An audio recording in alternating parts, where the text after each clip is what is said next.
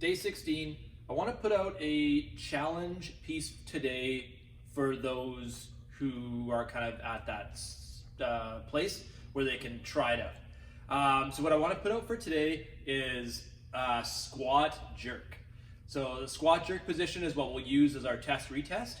If that range of motion is too much, there's 2 other days that look very similar to what today is going to be that we've done the last couple weeks. So go back in YouTube and find those other videos for mobility upper or mobility overhead squat, SOTS press.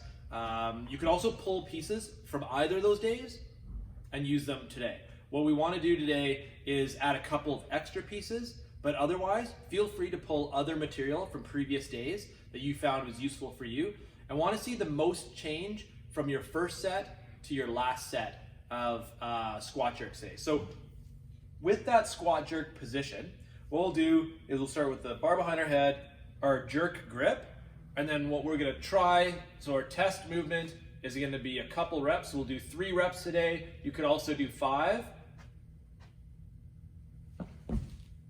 And just having to think about how that position feels through the shoulders, through the elbow position, T-spine and back, where your weight's just placed on your feet. Are the hips rolling under at the bottom? Are you losing knee position?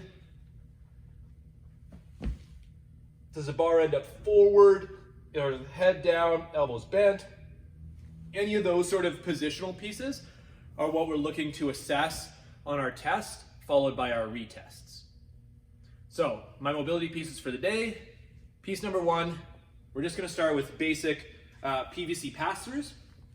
So nice wide grip, working overhead to a comfortable range. You don't have to push this through till it clunks around and goes behind your back if you don't have that comfortable range. So just push into a good solid stretch, keep the ribs tucked on this, and just working that range for a couple reps.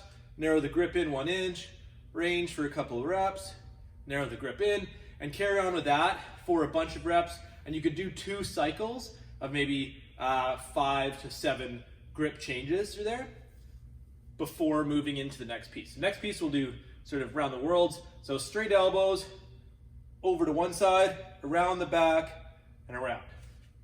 So we'll go 10 on one side, and then 10 on the other side. And that's piece number 1. So just a shoulder warm up. Piece 2, we're going to take the lacrosse ball, and we're going to, similar to Heather's piece a week or 2 ago with tracing the edge of the scapula around, we're going to do the same piece as that, except we'll go through some range of that shoulder. So finding that low edge of the scapula, laying down flat on your back, and we're going to work just through a range of motion, keeping that scapula retracted, and just testing sort of comfortable range. And I'll go kind of 3 passes in each position before I creep it up 1 inch at a time into a different position, and then do another 3 passes and work my way along the scapula down from the base up and around the top. So 3 passes with each position, 1 inch at a time. Piece number 3, I've tied a knot in this end of webbing. I'm going to put it over the top of the door, close the door, then I kind of pull that tight, and I've just tied it into a loop on the other side. So I'm going to catch my elbow in this, hand here, move into this position, ribs in, and just leaning into relaxing that position and letting the elbow drift back behind me. Trying to just open up the space between that upper arm and the trunk. And just hanging out comfortably in this position, breathing. And do probably 1.5 minutes and 2 minutes per side. And that's my 3rd piece. So I have 2 pieces for you today that are going to look at internal and external rotation of the arm. Working overhead obviously requires external rotation, And I think we put a lot of care into rolling our lats and trying to open that position, but we also want to make sure that we're not missing the internal rotation component, which is particularly required for a closer grip overhead position. So for the first one, we're going to do, if you've already done some rolling of your lats, it's a good idea to add a stretch afterwards. As per usual, not a long stretch if you're going to be doing your workout right afterwards, more long duration if you're doing restorative at home. But you can take your foam roller, or you can roll up a towel. I've also heard people take like old wine bottles and wrap it in a yoga mat, can work too. So lay on your back, on your foam roller, and then make sure that your shoulders are away from your ears. You don't want to be up high. And then you're gonna come into cactus position, and using a little bit of weight helps, just to give a little bit of push into the stretch. If you don't use a weight, you may not find that you get a lot out of it. So go into 90-degree angles to start with, and just let the weights push your backs of your hands towards the floor.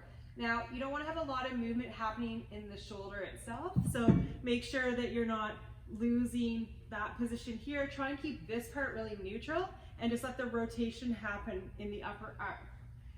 Now, if you want to get into pec minor as well, you can also start to shift your hands upwards, so above your head.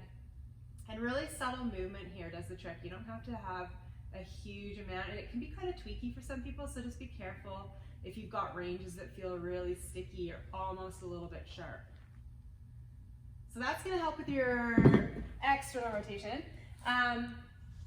For internal rotation, we've covered a few pieces over the last few sessions that open up infraspinatus. So Jesse just did one, I did one the other day.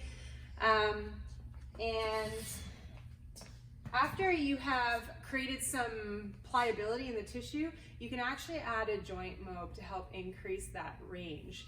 So initially we did this as a partner stretch. I actually don't think that you have to have a partner to do this. But what you can do is lay on your back, put your feet up, and then tuck your shoulder blades low like you're gonna bench press. So again, you're not up towards your ears. And then you wanna think about keeping this space in front of your shoulder neutral. So what we want to avoid as we do this mob is any sort of pushing forward. So if you had a partner helping you, they'd be holding your shoulders down, but you should be able to do that on your own. So lift your hips up into a hip bridge, and then bring the backs of your hands under. And for some of you, depending on your range, you might actually find it really challenging to even get your hands underneath. Now, the goal is not to slam your hands down towards the ground, because inevitably you're probably just going to push the shoulder up. But what I want you to do is very gently start to lower your hips, and you should feel some sort of, it's like a pressure feeling almost in the joint. Now, if you want to increase the intensity of it, or you're not getting a lot out of it, you can bring your hands higher up under your back and then apply a little bit more pressure. But again, just make sure you stay neutral in the actual shoulder joint here. So you can spend a little bit of time there. I would say do this one before your overhead work for sure, but don't spend a ton of time, like maybe 20 to 30 seconds. And then you may want to do another couple of warm-up pieces just to make sure things are activated in there before you start working overhead. If you're doing it restorative at home, then you can spend quite a bit more time.